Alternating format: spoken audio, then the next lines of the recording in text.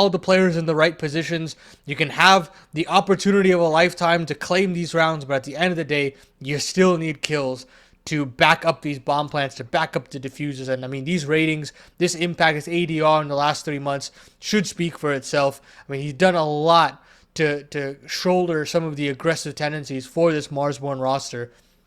And then on top of that, if you add in some of these appearances from players like MOTM and Minus, things get a little bit more dangerous for Marsborn. They start to become a little bit more of a threat.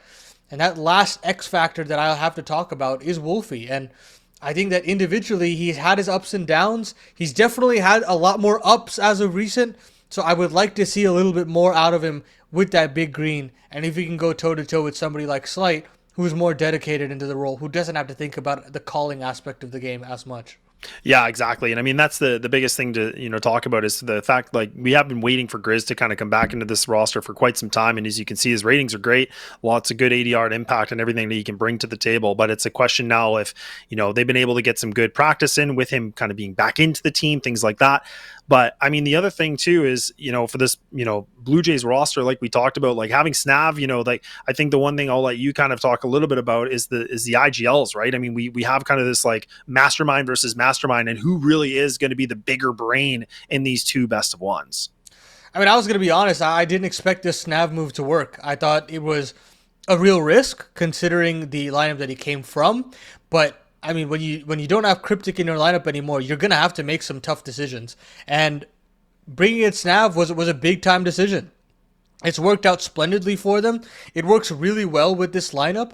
And I honestly think that with the addition of Wolf alongside him, this team suddenly looks very deadly. On the other side of things, Wolfie was thrust into this position. He wasn't expecting to do this. He had Steel that was supposed to lead everything and figure everything out. Now he's got to do it.